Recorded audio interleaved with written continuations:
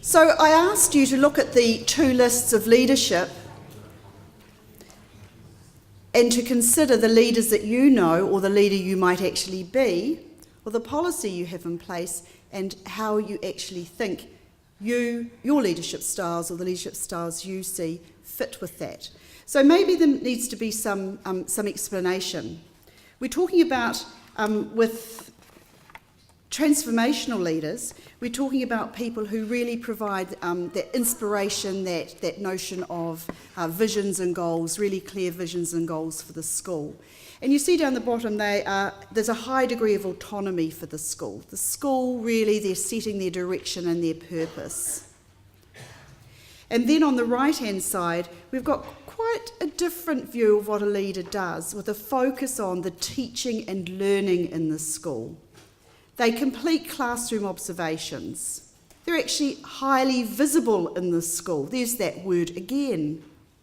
They're out there actually in classrooms working with teachers. They're looking at assessment information or student results and analysing that and discussing that with teachers.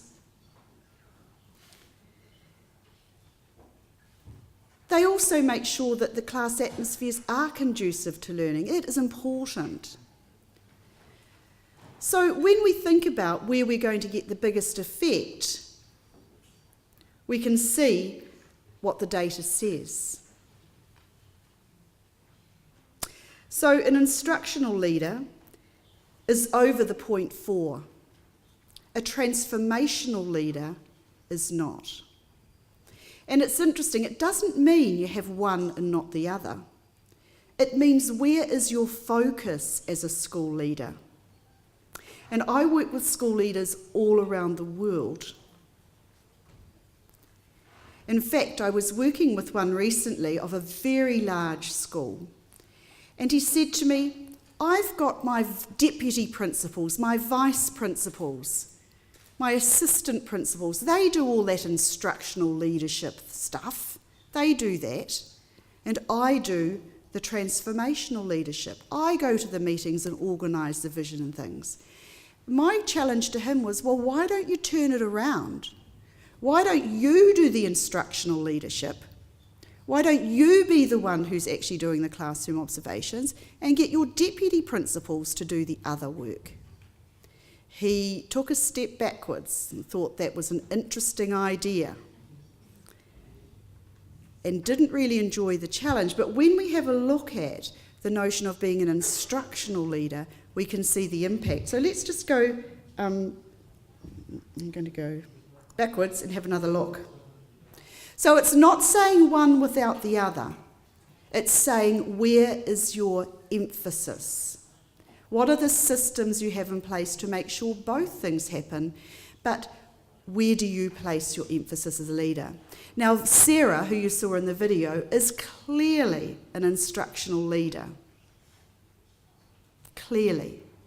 She is out and about, and her focus is on student achievement.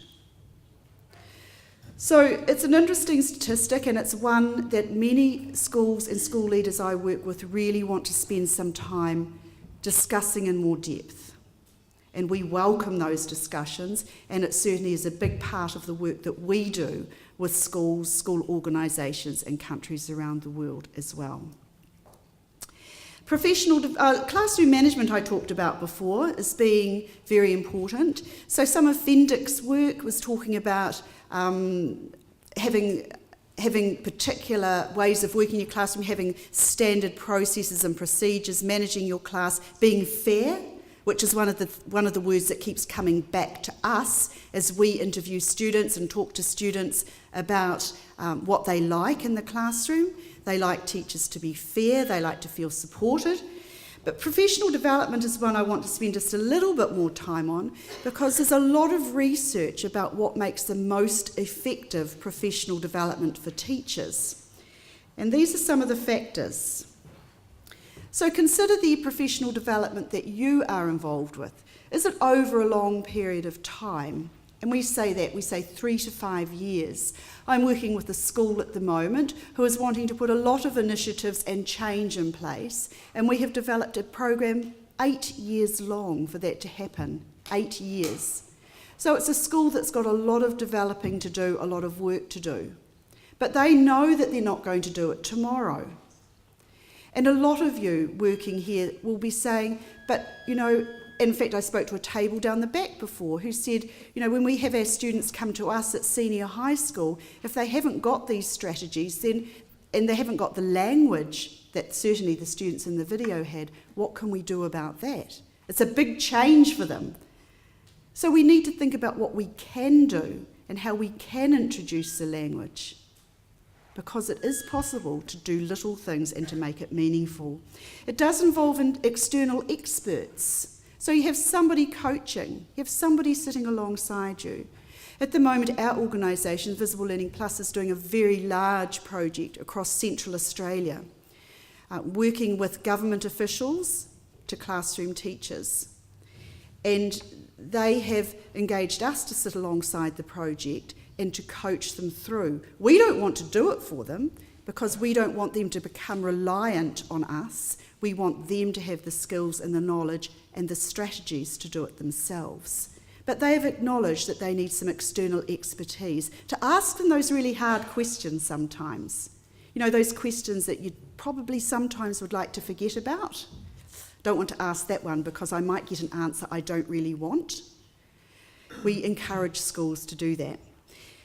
What does it mean if you've got teachers who are deeply engaged? And to what degree are we deeply engaged? Graham Nuttall, who's a New Zealand academic who passed away a few years ago, he did a lot of research by putting microphones on students and then going home and listening to what the students were saying during the course of the day. He's written a book called The Hidden Classroom, and it's very interesting to read. But what he discovered was that between 80 to 85% of what was happening in the classroom at any given moment had no resemblance to what the teacher was teaching. 80 to 85%. Now, I've been a classroom teacher for a number of years, and I would like to think that my students were 100% engaged. But I know that sitting in this room right now, 80 to 85% of you are not 100% engaged or listening to what I'm saying. I remember that statistic as I'm talking, and I'm watching, and I'm thinking, how am I managing that? Okay, so it's a very real statistic for me. So how do we get our teachers deeply engaged? How do we get them thinking about their practice? It challenges their beliefs. We run our sessions and teachers get angry, and teachers sit there with their arms folded, which is very scary to sit in front of a room full of school teachers who are looking very cross and angry, because we're saying things that they don't want to hear and they don't believe. And they will argue with us. And we say, this is the research that's talking. Can we really argue with such a vast amount of research? And we may have some of those arguments this afternoon in terms of discussions. And once again, from John's research, John Hattie's research, he discovered that teachers talk to each other on average of 1 minute a month about teaching. Teachers talk to each other in schools about curriculum, about sport, and about kids, their students. In high schools, they also add assessment onto that. But talking about our craft of teaching, our day-to-day work, the strategies we use, about 1 minute a month. So in our work, we really challenge that and ask teachers to have those deep discussions about our practice. School leadership supports teachers' opportunities. And it's very often I will run sessions in schools and the school leader chooses not to attend the session. The schools that I work in that are the most successful, the school leaders are at the front of the room in any session that we run. If the school leader isn't there and isn't listening and isn't part of the discussion, we might as well go home. It is not going to have a big effect. So what does that mean in your schools? Are your leaders actively involved and part of the discussions? So there's some other challenges for you in terms of what effective professional development looks like. We've got student-centred teaching, and you saw in the video that the students were part of the teaching and learning process. Worked examples, where students get examples of what work looks like, and they can use those examples to judge the quality of their own work. And I've got Khan Academy up there, because I work in a lot of schools now where students are getting their ideas reinforced by looking at Khan Academy videos, by learning science concepts, by actually practicing them and looking at those worked examples. And it starts from primary school right through to high school. We've got study skills sitting at 0.63, and we've got a combination of cognitive, metacognitive and affective study skills that really come together to get their biggest effect. And metacognitive strategies. We spend a lot of time in our work asking teachers to think about giving their students those metacognitive skills and strategies as well. Teacher-student relationships, and students will tell us that they like teachers who are fair, who are consistent, but not just the teachers who are great friends with us, the teachers who have got really effective teaching and learning strategies and they involve us in the learning. They really care about our learning. They really want us to share that passion that they have for learning. They are the teachers that are going to get the 0.72 effect sizes. And it's very deliberate in our research that we say teacher-student relationships, because the teacher is the adult in the relationships.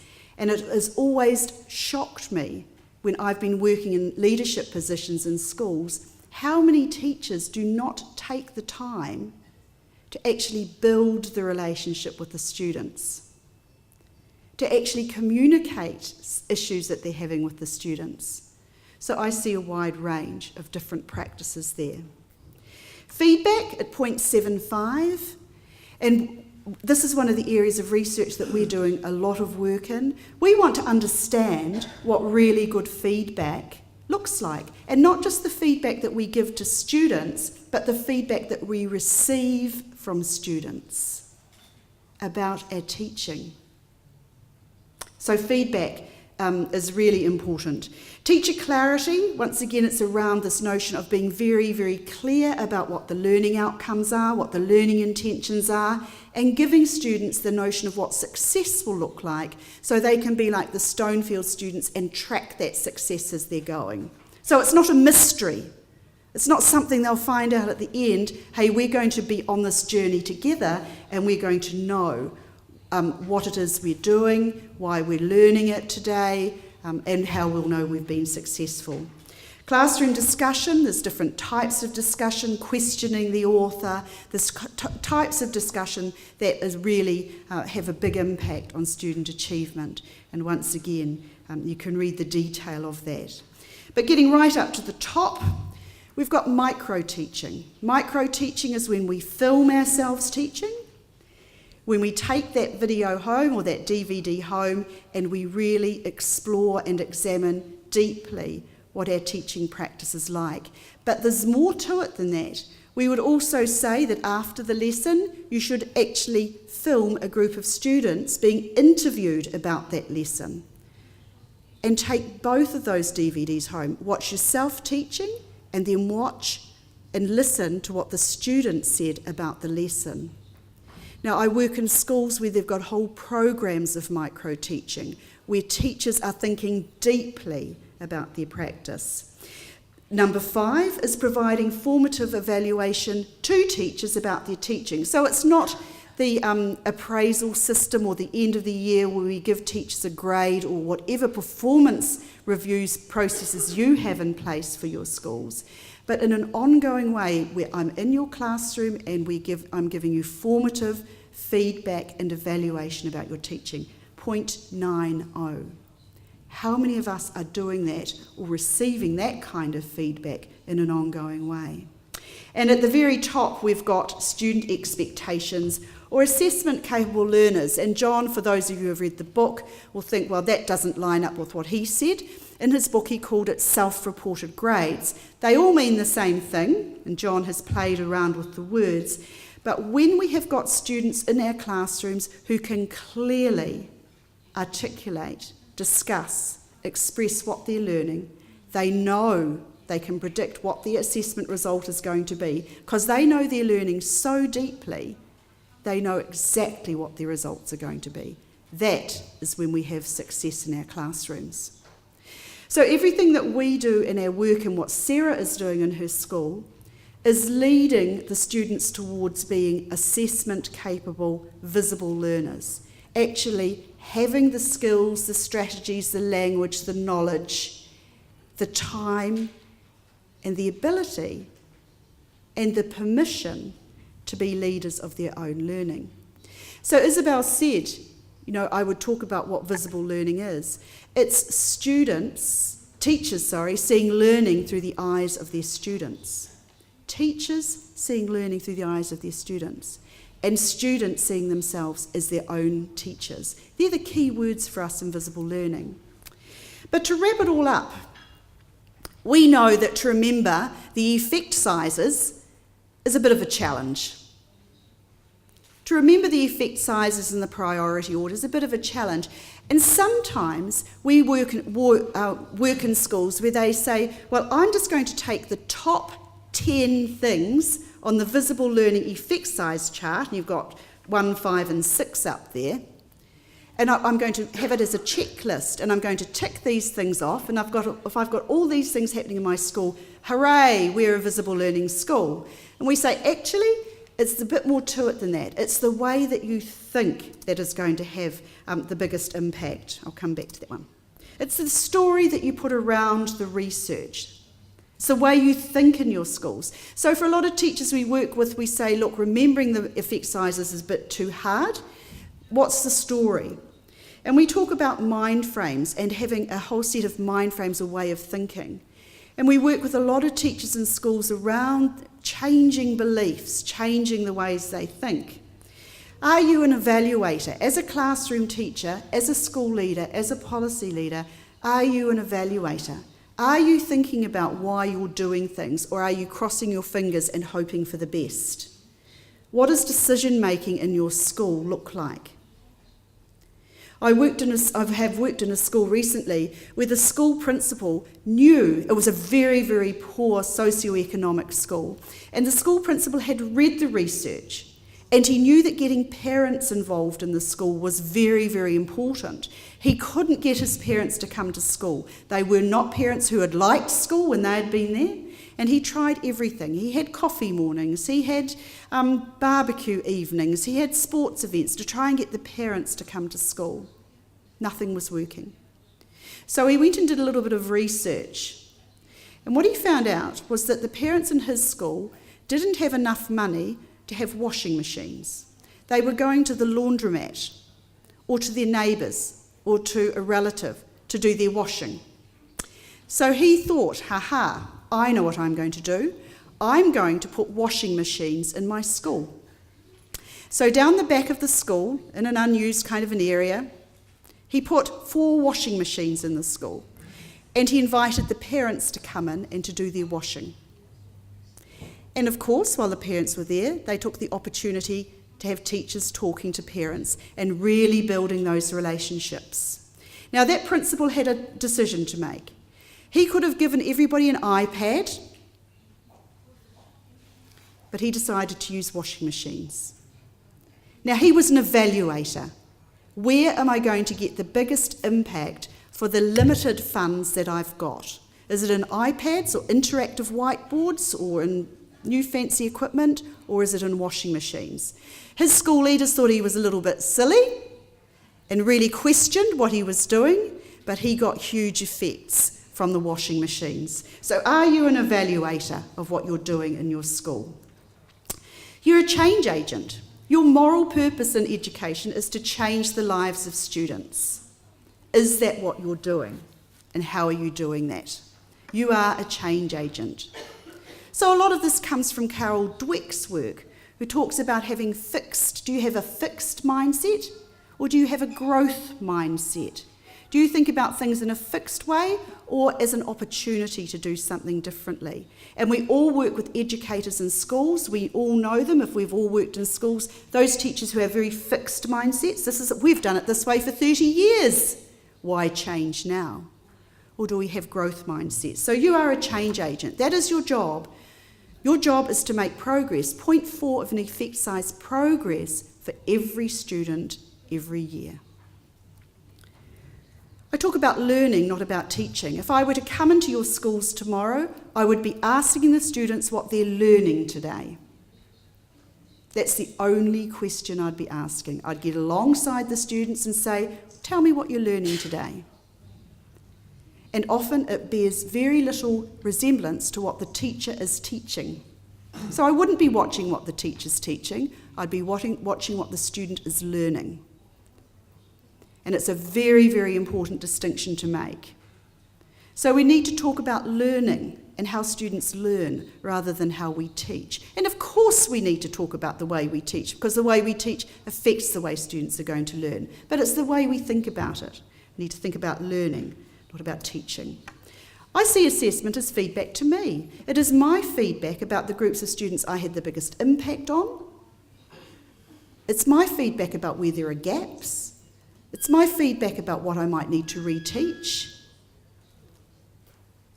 And that's a big mind shift for some people who think that assessment is feedback to the students about what they did well and what they didn't do well. And we want to change that, and we want to challenge that thinking. As a teacher, I encourage my students to talk. Now, today has been monologue. There hasn't been any dialogue so far, but we know that we're going to learn best when there is dialogue. You have the opportunity to discuss things and learn from each other. So what do we want our classrooms to look like? The left-hand side, which is possibly where some of you might be sitting at the moment, or down in the right bottom corner. That's the young man that I want sitting in my classroom, who's totally engaged and an active participant in learning. But so many classrooms, it's the teachers talking 80 to 90% of the time. In fact, the evidence shows that when you reduce class sizes, make classes smaller, teachers actually talk more. I set challenge for students. I set challenge for them. I believe that they can do it. We set challenges that with targets, with specific targets where they are part of knowing what progress looks like. Do you set the challenge, both for yourself as an educator and for your students? What is your mind frame around challenge? How do you think about that? I develop positive relationships, and the positive relationships are so it's okay in my classroom for you to make a mistake. Because a lot of students are terrified of making mistakes because they might actually get told off by their peers, their classmates, because sometimes classmates can be pretty horrible to each other. But it needs to be a safe place where mistakes are seen as a way of learning. There's no point coming to class and not making mistakes. If we know it all, then why do we do it in the first place? So we develop positive relationships for learning. And you saw in the video that those students use the language of learning. Very deliberate strategy in that school for students to know that language, to have that shared language right across the school. And the last one is I see learning as hard work. At Stonefield School, they have got an expression that they use with students where they say, today I'm going to put you in the pit.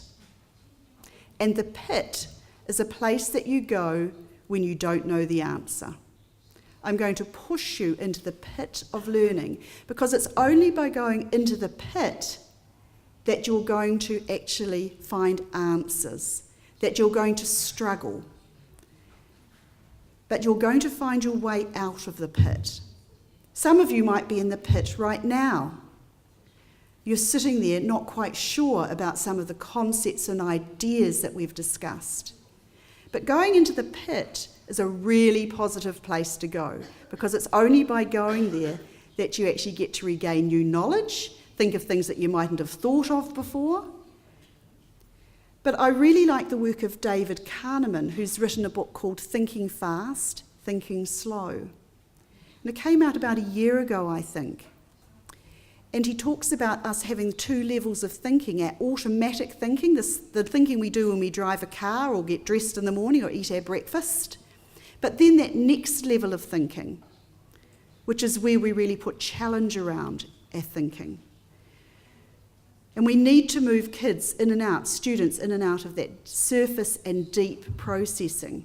And we do a lot of work in that. In our work, we do a lot of work around the taxonomy of thinking and learning. So learning needs to be seen as hard work. And we need to say to kids, we need to teach them perseverance, we need to teach them concentration. We need to give them strategies for that. So when they hit a road bump, when they hit something that they don't know, they're going to have strategies to be able to cope with that. So this is our mantra, this is our summary, this is what visible learning is. I said it before. When teachers see learning through the eyes of the student. When we get alongside students and ask them what the learning means for them. So we don't make assumptions about it. We're actually right alongside them. And when they actually see themselves as their own teachers. So that pulls it all together for you. The research, the key parts of the research, and then the mind frames that actually pull that research together. It's a lot to take on board. I told you, 20 years of research in 1 hour is a lot to take on board. We are having, so we talk about 5 strands of visible learning. We talk about having visible learners in our school, and you saw visible learners in the video.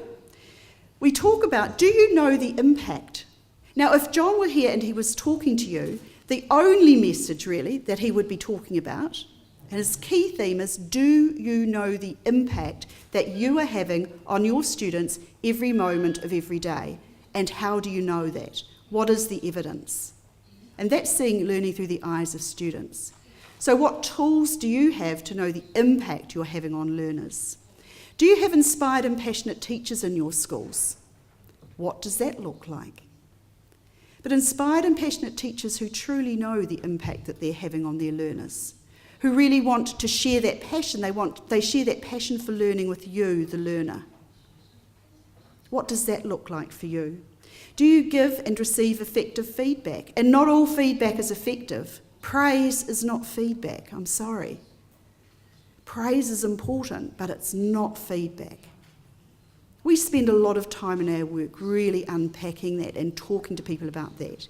And do you have the systems and structures in place to be a visible learning school? Do you allow time for your teachers to collaborate? Is that part of the process and thinking in your school? So that's the summary of the work that we do. We're really excited that this year we're having our very first Visible Learning Conference held in Brisbane in Australia, to which of course you're all warmly invited. We have Sir Michael Barber coming to speak. Sir Michael Barber's work on change is a really key part of what we do in our visible learning work. So he is speaking at our conference. Of course, John is speaking. We also have James Nottingham, who's an educator from the United Kingdom, who talks a lot about challenging learning and has got some very interesting messages about that. And of course, I'm speaking as well. We have a lot of workshops from schools and teachers and students who are actually doing this, who are actually visible learners and have put a lot of these things in place. So we invite you to attend that event. Thank you very much. And I look forward to the discussions for the rest of the day.